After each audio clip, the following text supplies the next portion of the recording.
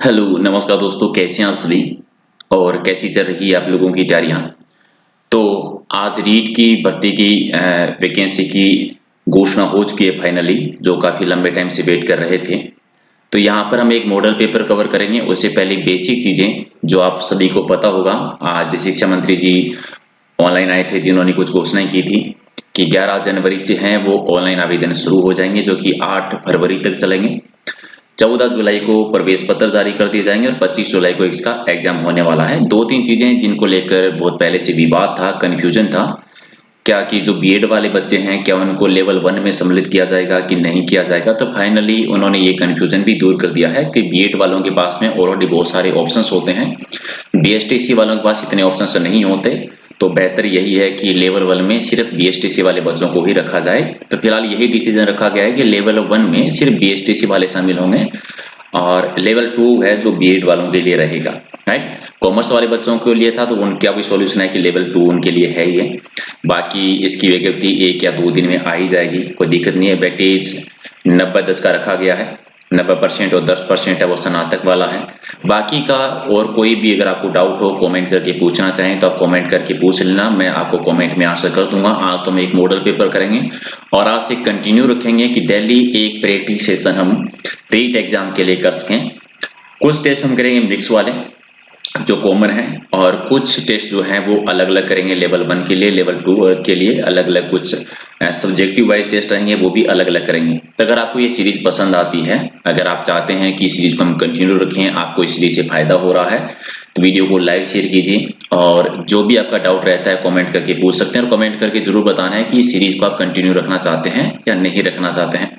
बाकी जो एक विवादित वाली चीजें होती है कि छोटा मोटा विवाद हमेशा चलता रहेगा, अब इस चीज को लेकर विवाद नहीं क्रिएट करना है कि क्या हो ही जाएगा एग्जाम या नहीं होगा। होगा या नहीं होगा वो एक अलग बात है, होना ही है, होगा।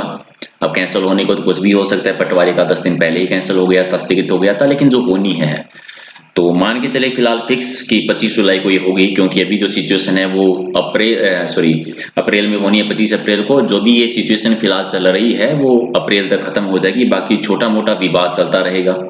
अब बीएड वालों को फर्स्ट लेवल में सम्मिलित नहीं किया है तो कल से एक नया विवाद शुरू हो जाएगा। हो सकता है कोई आवाज भी उठाए, धरना प्रदर्शन तक हो जाए कि लेवल बीएड वालों को लेवल 1 में सम्मिलित भी करना है। अगर कर देते सम्मिलित तो बीएसटीसी वाले करते। तो ये तो चलते रहना है, उन पे इतना ध्यान नहीं देना है। तो चलिए करते हैं शुरुआत क्वेश्चन नंबर 1 से। और पहला क्वेश्चन हमारा है, किन में से कौन सा जोड़ा सुमेलित नहीं है। तो बता दीजिए कौन सा सुमेलित नहीं है। इडुक्की ताप विद्युत केंद्र तो पहला नहीं है, साबरीगिरी जल विद्युत परियोजना तो दूसरा है, घाट पर्वत सिंचाई परियोजना तो ये भी है, रामगंगा बहुउद्देशीय परियोजना ये भी है। यानी 2 3 4 सम्मिलित हैं। तो राइट आंसर हो जाएगा 1 नंबर, 2 3 4 जो है उसका सुमेलित है। दूसरा एक इनमें से कथनों को सुमेलित करना है आपको कि पृथ्वी दिवस जो है, ये पृथ्वी दिवस कब मनाया जाता है। पृथ्वी दिवस कब मनाते हैं, 22 अप्रैल को। तो एक पहले में आना चाहिए आपका ए। तो मिलान करके देखिए कि कौन से में ए आ रहा है। तो पहले में नहीं आ रहा है, बी में भी नहीं आ रहा है, यानी बी या सी में से कोई आपका एक आंसर होना चाहिए। दूसरे की विश्व पर्यावरण दिवस को मनाते हैं, 5 जून को मनाते हैं, तो 5 जून यानी 2 में डी आना चाहिए। ठीक है, तो 2 में डी किस में आ रहा है, इसमें बी आ रहा है तो ये भी कट हो जाएगा। ए में डी आ रहा है यानी बी आपका सही आंसर है। आप बाकी का मिलान भी कर सकते हैं। ओजोन परत संरक्षण दिवस है 16 सितंबर को। ठीक है, तो 3 में बी आना चाहिए। और विश्व वन दिवस मनाया जाता है 21 मार्च को, तो सी आना चाहिए। यानी राइट आंसर आपका हो जाएगा बी, इसका सही आंसर है। तीसरा है कि भारतीय कृषि मानसून का जुआ है, ये कथन किसका है, किसने कहा था। तो ये भारतीय योजना आयोग जो है उसका कथन है। योजना आयोग का बहुत इंपॉर्टेंट क्वेश्चन है क्योंकि नॉर्मली कंफ्यूज हो जाते हैं इसको लेकर। तो सी इसका राइट आंसर है। 4 है कि जल में सोडियम कार्बोनेट की मात्रा अधिक होने से मिट्टी किस प्रकार की हो जाती है। तो जल में अगर सोडियम कार्बोनेट की मात्रा ज्यादा होगी तो मिट्टी क्षारीय हो जाती है। तो बी आपका सही आंसर है। 5 है कि प्रदेश में शिशु मृत्यु दर और बाल मृत्यु दर कम करने हेतु 2 अक्टूबर 2014 को एक कार्यक्रम शुरू किया गया था। कौन सा कार्यक्रम शुरू हुआ था 2 अक्टूबर 2014 को, जिसका मुख्य उद्देश्य है शिशु मृत्यु दर को कम करना, बाल मृत्यु दर को कम करना था। तो इसका नाम था राष्ट्रीय बाल स्वास्थ्य कार्यक्रम, जो कि 2 अक्टूबर 2014 को शुरू हुआ था। 6 कि ऊंचे भाग में पाई जाने वाली मिट्टी जहां बाढ़ का पानी पहुंच जाता है उस मिट्टी को क्या कहते हैं। ऊंचे भाग में पाए जाने वाली मिट्टी जहां पर बाढ़ का पानी पहुंच जाता है वो कौन सी कहलाती है। तो आंसर है बांगड़, यानी 1 नंबर आपका सही आंसर है। साथ है कि राजस्थान का पहला विजय स्तंभ कहां पर है? राजस्थान का पहला विजय स्तंभ बना है बयाना के दुर्ग में। यह बनाया था भारत के नेपोलियन ने, यानी समुद्रगुप्त के टाइम का बना हुआ है। बयाना भरतपुर में है, जो कि नील की खेती के लिए भी चर्चा में रहा था और गुप्तकालीन सिक्कों की वजह से भी ये चर्चा में चित्र रहा था। तो सी आपका राइट आंसर। 8 नंबर है कि बूंदी स्थित रानी जी की बावड़ी, जो बावड़ियों का सिरमौर कहलाती है, इसका निर्माण किसने करवाया था? इसका निर्माण करवाया था रानी नातावन जी ने। दो चीजें कि बावड़ियों का सिरमौर किसको कहा जाता है, तो रानी जी की बावड़ी है कहां पर? बूंदी में। और निर्माण किसने करवाया था? रानी नातावन जी ने। 9 आपका है कि किस प्रजामंडल की स्थापना 24 अप्रैल 1938 को बलवंत सिंह मेहता की अध्यक्षता में हुई थी? तो मेवाड़ प्रजामंडल बना था माणिकलाल वर्मा जी, और मेवाड़ प्रजामंडल के अध्यक्ष बने थे बलवंत सिंह मेहता जी 24 अप्रैल 1938 को। 1938 में कुल मिलाकर 6 प्रजामंडल बनते हैं, आप याद रख सकते हैं। एबीसीडी अलवर, भरतपुर, धौलपुर, करौली। करौली को लेकर कभी कभी 1939 भी आपको अलग अलग बुकों में देखने को मिलता है, तो कंफ्यूजन नहीं होना है। इसके अलावा एक 5वां बना था मेवाड़, जो सबसे मेन है, और एक बना था शाहपुरा रमेश चंद्र जी के द्वारा। तो 6 प्रजामंडल की स्थापना होती है 1938 में। पहले की बात करेंगे तो जयपुर है, पहला ही पहला बनता है। ठीक है, चलिए क्वेश्चन नंबर आपका 10 है कि दूधवा खारा आंदोलन किस रियासत से संबंधित था?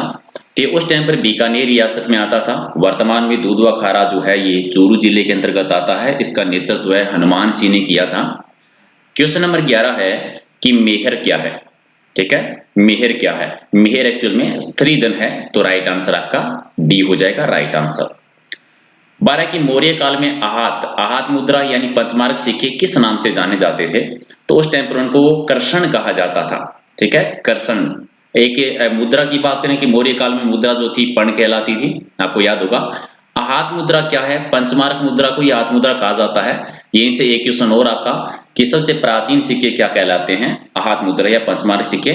ये नाम जो दिया था वो दिया था जेम्स प्रिंसेप के द्वारा दिया गया था 1837 में, जिन्होंने अशोक के शिलालेख पढ़ने में भी उनका श्रेय जाता है।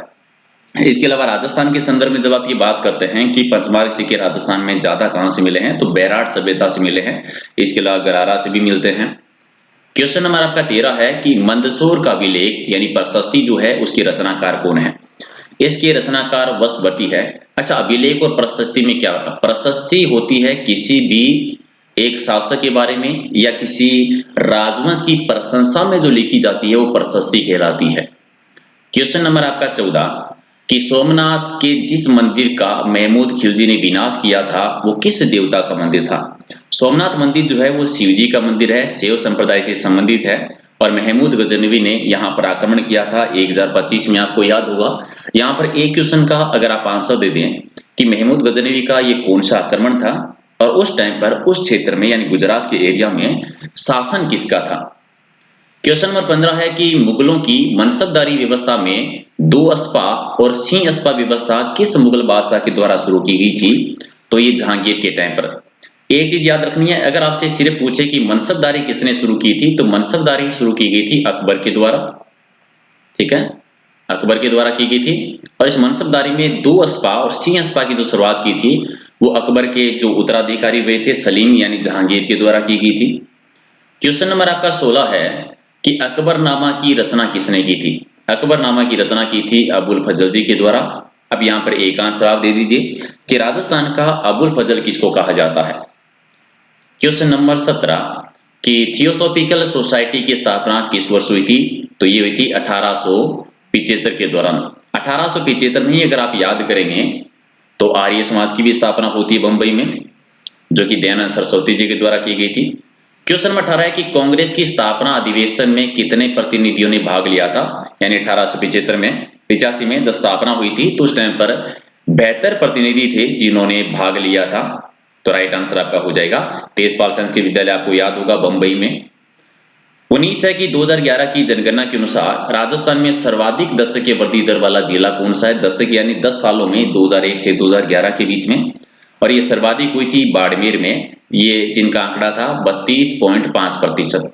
सबसे कम की जब आप बात करते हैं तो गंगानगर का एरिया आता है जहां पर सबसे कम 10% की दशकीय वृद्धि दर देखने को मिली थी। 20 आपका है कि निम्न में से कौन सा जिला राजस्थान में सर्वाधिक साक्षरता प्रतिशत वाले में शामिल नहीं है। सर्वाधिक 5 जिले, टॉप जिले जिनमें सबसे ज्यादा साक्षरता प्रतिशत है राजस्थान में, उनमें कौन सा जिला शामिल नहीं आता?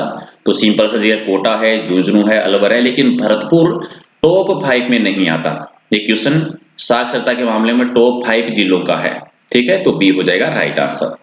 21 है कि रूपायन संस्था है बोरुंदा में, बोरुंदा आता है जोधपुर में, और इसकी स्थापना कब हुई थी? तो 1960 के दौरान हुई थी।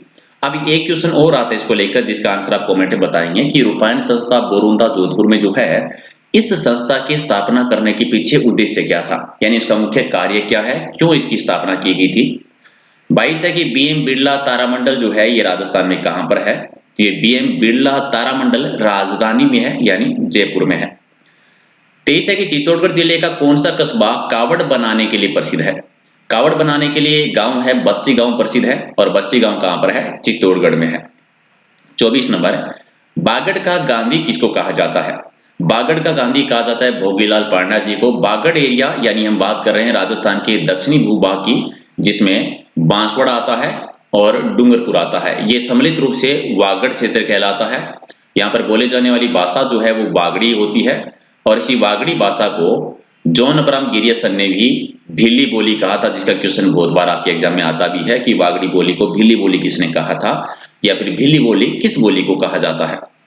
25 है कि पश्चिमी राजस्थान का सबसे अधिक बाढ़ग्रस्त जिला कौन सा है? और सर्वाधिक बाढ़ग्रस्त जिला कहेंगे तो बाड़मेर जिला आएगा, सी आपका राइट आंसर है।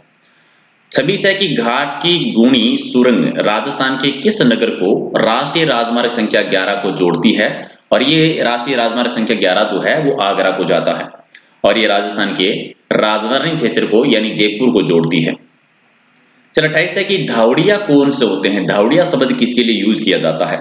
ये नॉर्मली काफिले को लूटने वाले जो लोग होते हैं, यानी कारवां जो होता है, काफिला जो है उसको लूटते हैं, उनको धावड़िया कहा जाता है राजस्थान में। 29 आपका कि राजस्थान का कौन सा जिला मालवा के राजा भरथरी की तपोभूमि कहलाता है? मालवा के राजा भरथरी नाथ संप्रदाय से जुड़े हुए थे, और इनकी तपोभूमि कहलाती है अलवर, तो राइट आंसर आपका हो जाएगा डी, इसका सही आंसर। 30 है कि जोधपुर में प्राचीन राजाओं की छतरी और उद्यानों के लिए प्रसिद्ध स्थान का नाम क्या है? जोधपुर के प्राचीन राजाओं की जो छतरी है वो है मंडोर। मंडोर एक पुरातात्विक स्थल भी रहा है। मंडोर रावण का ससुराल भी है, रावण का मंदिर भी है, 33 करोड़ देवी देवताओं की साल भी यहाँ पर बनी हुई है, तो वो भी याद रखिए। लेकिन वो भी साथ में याद रखिए कि 33 करोड़ देवी देवताओं की साल यहाँ पर है, लेकिन मंदिर जो है वो बीकानेर में आता है। 31 है कि जोधपुर नगर की स्थापना कब हुई थी? 1459 में राव जोधा के द्वारा की गई थी, और मेहरानगढ़ दुर्ग की स्थापना भी की थी उन्होंने। 32 है कि मेवाड़ के शासक का नाम जिसके शासनकाल में राजसमुंदर यानी राजसमंद झील का निर्माण किया गया था। राजसमंद झील गोमती नदी का पानी रोककर करवाया गया था, और ये महाराजा रासी ने करवाया था जो औरंगजेब के समकालीन रहे थे, और एकमात्र झील कह दीजिए जिसके नाम पर किसी जिले का नाम भी पड़ा है, यानी राजसमंद झील राजसमंद जिले में है। यहीं पर दो चीजें और, एक सबसे इंपॉर्टेंट कि इसी झील के किनारे घेवर माता का मंदिर है, घेवर माता जिनको हम बिना पति के सती होने वाली लोक देवी कहते हैं। दूसरा, इसी के किनारे पे हमें विश्व की सबसे बड़ी प्रशस्ति राज प्रशस्ति देखने को मिलती है, जो कि 25 शिलालेखों में है और संस्कृत भाषा में बनी हुई है, जिसकी रचना की थी रणछोड़ भट्ट तेलंग ने, और किस ग्रंथ पर आधारित है? अमर काव्य वंशावली पर आधारित है। और ये किसके समकालीन रहे थे राशि? औरंगजेब के समकालीन थे। वल्लभ संप्रदाय की जो मुख्य शाखा है, श्रीनाथ जी का मंदिर, द्वारकाधीश का मंदिर, इनका निर्माण भी राशि के शासनकाल में ही हुआ था। 33 है कि तराइन का दूसरा युद्ध जो कि लड़ा गया था 1192 में, और यही वो निर्णायक युद्ध था जिसके बाद में भारत में सल्तनत काल की शुरुआत होती है। ये मोहम्मद गोरी और पृथ्वीराज चौहान तृतीय के बीच में लड़ा गया था। क्वेश्चन नंबर 34 आपका है कि राजस्थान के किस जिले में पूर्व हड़प्पा सभ्यता के व्यापक अवशेष मिले हैं? पूर्व हड़प्पा सभ्यता यानी हड़प्पा से पहले के अवशेष भी मिले हैं, हड़प्पा के समकालीन अवशेष भी मिले हैं, और उत्तर हड़प्पा कालीन अवशेष भी मिले हैं। और ये देखने को मिलते हैं कालीबंगा सभ्यता में, जो घग्गर नदी के किनारे विकसित हुई थी, हनुमानगढ़ जिले में है, और अमलानंद घोष जी ने खोज की थी 1952-53 के दौरान। 35 है कि वर्ष 2011 में राजस्थान में सर्वोच्च महिला साक्षरता कौन सी जिले में अंकित की गई थी? तो महिला साक्षरता सर्वाधिक रही थी कोटा जिले की। और 36 आपका है कि राजस्थान में सर्वाधिक लंबी सीमा किस राज्य की लगती है? जो कि बिल्कुल मासूम सा है, मध्य प्रदेश की लगती है सबसे ज्यादा, जो कि 1600 किलोमीटर है। सबसे कम पंजाब की है जो कि 89 किलोमीटर है। और टोटल बात करें तो 5 राज्यों के साथ सीमा लगती है राजस्थान की 4850 किलोमीटर। अगला है कि वार्षिक वर्षा की प्रतिशत मात्रा में अत्यधिक उतार चढ़ाव किस जिले में देखने को मिलता है? और ये जैसलमेर में है।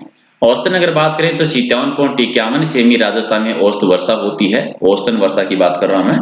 और सबसे ज्यादा होती है झालावाड़ में, सबसे कम होती है जैसलमेर में, और उतार चढ़ाव जैसलमेर में ही देखने को मिलता है। 38 है कि राजस्थान में उत्तम किस्म का लिग्नाइट कोयला कहां से उत्पादित होता है? तो पलाना जो है मुख्य क्षेत्र है जहां से बेस्ट किस्म का कोयला देखने को मिलता है। राजस्थान का पहला पवन ऊर्जा संयंत्र कहां पर स्थापित किया गया था? पहला पवन ऊर्जा संयंत्र जैसलमेर में। अब जैसलमेर में ये कहां पर हुआ था, पर्टिकुलर जगह आप कमेंट करके बताएंगे। 40 है कि खाजरू क्या है? खाजरू यानी बलि का बकरा, सी हो जाएगा राइट आंसर। 41 है कि खेत में जुताई के बाद में भूमि को समतल करने के लिए फेरे जाने वाला जो मोटा पाट होता है, जिसको स्थानीय भाषा में पट्टा कह देते हैं, उसको क्या कहा जाता है? ये चावर कहलाता है, सी आपका सही है। 42 है कि अथुर्णा राजस्थान के किस जिले में है? अथुर्णा आता है बांसवाड़ा में। आप याद करेंगे कि अग्निकुंड से जो 4 राजपूत जातियों का उद्योग होता है उनमें से एक परमार भी रहते हैं, और परमारों का शासन राजस्थान के 2 क्षेत्रों में मुख्यतः रहा था, वागड़ के परमार और आबू के परमार। आबू के परमार जो थे उनकी राजधानी थी चंद्रावती चंद्रावती और वागड़ के परमारों की राजधानी थी अथुर्णा। और वागड़ आपको पता है किस भूभाग को कहा जाता है? वागड़ कहलाता है डूंगरपुर और बांसवाड़ा के एरिया, तो बांसवाड़ा में आता है अथुर्णा, तो डी आपका राइट आंसर। 43 है कि मारवाड़ का प्रताप किसको कहा जाता है? मारवाड़ का प्रताप कहते हैं राव चंद्रसेन को, जो कि मालदेव के उत्तराधिकारी थे। इनको मारवाड़ का प्रताप कह सकते हैं, महाराणा प्रताप का अग्रगामी कह सकते हैं, महाराणा प्रताप का पथ प्रदर्शक कह सकते हैं, भोला बिसरा राजा कह सकते हैं, वीर समर्थी शासक कह सकते हैं, या फिर अंतिम शासक कह सकते हैं जिन्होंने अकबर की दीनता स्वीकार नहीं की थी। 44 आपका है कि दक्षिणी पूर्वी राजस्थान में आदर बेसिन और शेखावाटी के आंतरिक जल निकासी शुष्क मैदानों के बीच में क्षेत्र को किस नाम से जाना जाता है? तो बीच का भूभाग आता है नागौर उच्च भूमि, जो कि शुष्क मैदानी भूभाग के 4 उप विभाग हैं, उन्हीं में से एक है। 4 कौन कौन से हैं? शेखावाटी बेसिन है, गगर का मैदान है, नागौर उच्च भूमि है, और गोडवाड़ प्रदेश यानी लूनी बेसिन का एरिया है। तो उन्हीं में से नागौर उच्च भूमि आता है, बी आपका सही है। 45 है कि मांड किस क्षेत्र का प्राचीन नाम है? मांड जो कहा जाता है जैसलमेर एरिया को मांड कह दीजिए, आप वल्लभ प्रदेश भी कह सकते हैं। और एक चीज और मांड के साथ आप याद रखेंगे, राजस्थान में एक राग है, गायकी है, मांड राग। राजस्थान का जो राज्य गीत है केसरिया बाला मावनी पधारो हमारे देश, ये मांड राग में ही गाया गया है। और ये मांड राग पश्चिमी राजस्थान में ही विकसित हुई थी, खासतौर से जैसलमेर का एरिया, बीकानेर का, थोड़ा सा बाड़मेर का हिस्सा भी आप ले सकते हैं उसमें। 46 आपका है कि महमूद बेगड़ा के नाम से जाने जाने वाला मुस्लिम शासक कौन था? महमूद बेगड़ा फतेह का नाम था, और आपको याद होगा महमूद बेगड़ा कौन था? गुजरात का शासक था। यहाँ पर एक कमेंट करके आप बताएंगे कि मेवाड़ के किस शासक के समकालीन रहा था महमूद बेगड़ा। 47 है कि राजस्थान सुनवाई का अधिकार अधिनियम 2012 ये लागू कब हुआ था? तो अगस्त के महीने में, 1 अगस्त 2012 को लागू हो गया था ये। 48 है कि राजस्थान में पहली आयुर्वेदिक औषधि प्रयोगशाला कहां पर स्थापित की गई थी? और ये आयुर्वेदिक औषधि प्रयोगशाला राजस्थान के हृदय में यानी अजमेर में राजपूताने की कुंजी में हुई थी। चलिए 49 आपका है कि राज्य सरकार ने निर्माण कार्य में कार्यरत श्रमिकों की दुर्घटना में अगर मृत्यु हो जाती है तो उन्हें सहायता राशि दी जाती थी 75,000 रुपए। अब इस राशि को बढ़ा कितना दिया गया था? बढ़ाकर कितना कर दिया गया था? 5 लाख रुपए कर दिया, तो सी आपका सही है। 50 आपका है कि शुद्ध राज्य घरेलू उत्पाद 2005 की कीमतों के आधार पर अब तक राजस्थान में किस पंचवर्षीय योजना में अभी तक सबसे ज्यादा सर्वाधिक वृद्धि प्राप्त की है? तो ये 7वीं ने की थी। ये आंकड़ा डाटा याद रखना, 2005 की कीमतों के आधार का क्वेश्चन है, तो कंफ्यूजन नहीं होना इसको लेकर। हालांकि मैं आर्थिक समीक्षा अलग से करवा दूंगा जो भी करंट के नई डाटा हैं। तो 50 में से आपके कितने सही हैं कमेंट करके जरूर बता दीजिए। पीडीएफ अगर आपको लेनी है तो आप टेलीग्राम से ले सकते हैं, जिसका लिंक वीडियो की डिस्क्रिप्शन में भी है, या फिर टेलीग्राम पर आप सर्च कर लीजिए प्रहलाद सारंग सर के नाम से। बाकी का अगर आपको वीडियो पसंद आई है, सीरीज पसंद आई है, और अगर आप चाहते हैं कि सीरीज को हम कंटिन्यू रखें जब तक एग्जाम नहीं हो जाता, तो वीडियो को लाइक करके हमारा मोटिवेशन थोड़ा सा जरूर कर दीजिएगा, मनोबल बढ़ा दीजिए और कमेंट करके बता दीजिए कि कैसी आपको सीरीज रखी। ये पहला पार्ट था और मैं चाहता हूं कि इसको हम जब तक एग्जाम नहीं होता था तब तक कंटिन्यू रखें, जितने भी 100-150 टेस्ट हम कर सकते हैं आपकी हेल्प के लिए। चलिए मिलते हैं अगले वीडियो में कुछ और इंपॉर्टेंट क्वेश्चनों के साथ। Thank you.